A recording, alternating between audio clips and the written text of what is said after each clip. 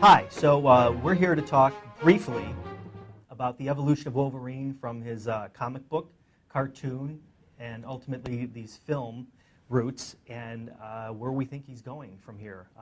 I'm here with Sonny Bunch, the most feral of film critics at the Washington Times that I know. Well, you know, I do my best. I'm the best at what I do, to quote Wolverine. You're the very best at what you do. To paraphrase Wolverine, because I don't, you know. But no, I think that, you know, people will be really interested to, you know. Yeah. The beginning that I want to start with is, of course, his beginning. Incredible Hulk 181, his first full-issue adventure with Len Wein, Herb Trimpe, and John Romita Sr., pretty much developing the character. And as we can see here, he's already causing major trouble. And you can see Wendigo in the back going, "What are you doing? What are you doing?" But there's a big fight going on. And that's kind of carried over in his comic book-dom as a ferocious, brutal fighter and who pulls no punches.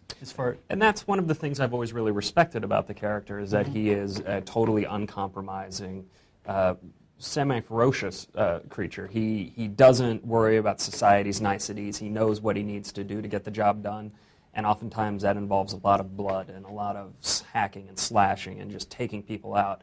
And that's kind of something you don't see a lot, especially in the 60s and 70s and early 80s in the Marvel Universe. You don't see a lot of kind of uncompromising, vicious characters. Now, the problem for me, as far as the character is concerned, is that doesn't really translate over to the movies at all.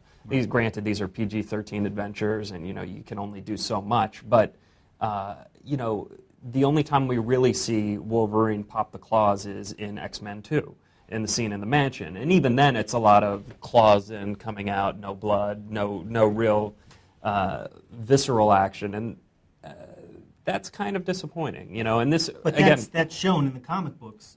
As the comic book has matured, you see it almost always. Sure. Sure. And this is something that carries over to X-Men Origins Wolverine. Right, which my biggest problem is, of course, they're putting together a melding of his origins. So we take Paul Jenkins' series Origins, we take the Barry Windsor Smith Weapon X, and what we get is really, a homogenized look at the character.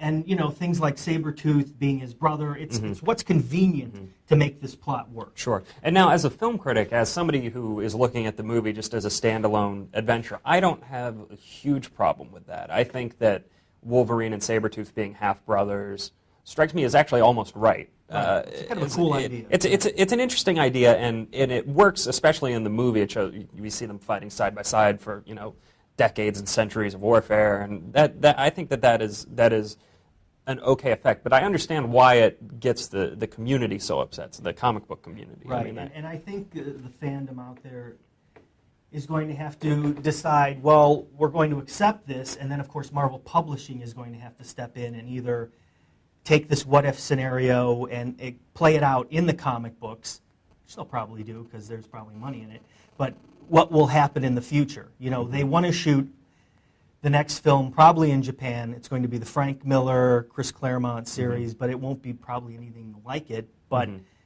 will it matter?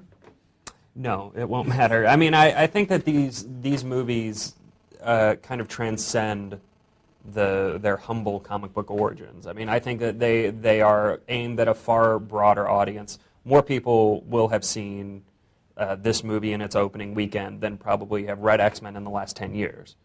Just in terms of absolute number of people, and that I can understand why that's really frustrating for fans of the property. But at the same time, Hollywood being a business and all, you want to appeal to the most people, and this is why we end up with a PG-13 Wolverine who can't really cut anybody up. That's true.